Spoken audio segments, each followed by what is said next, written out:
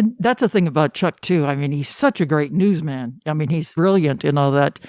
But he has got such a wicked sense of humor that, you guys brought that out. It was hilarious. Yeah. So, if we were at 10, he was at 11 when it came to being just being strange. He had this fetish.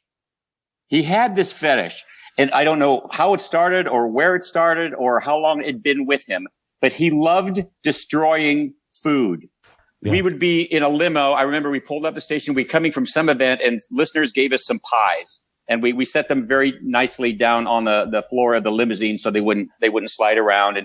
And as we open the door to get out of the limousine, out of nowhere, Chuck just decides to do this. He picks up his foot and slams it down on the pie and starts laughing his ass off. Yeah. And what was that? And he continued to do that. He loved food fights, food stuff. And I was already, we were in the car heading back to the station. I was already in my mind thinking I'm going to go to the commissary and I'm going to cut me a slice of that before I drive home. And then his foot was in it. So that's not going to work. Another Chuck story. He had some sort of party, and this was early on, a party at his house. Linda and I went. We only had Matthew, so we got a babysitter. We go.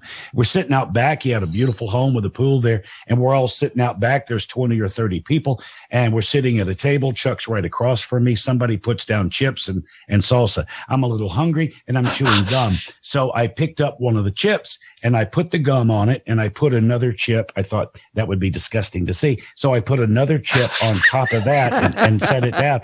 And I started mowing chips and salsa. And I'm talking and hanging out. And all of a sudden I hear Chuck say, "Why is there gum in my mouth?" Chuck picked up those two chips off the table and put them in his mouth and didn't question it. Too good. Oh, my God. Hey,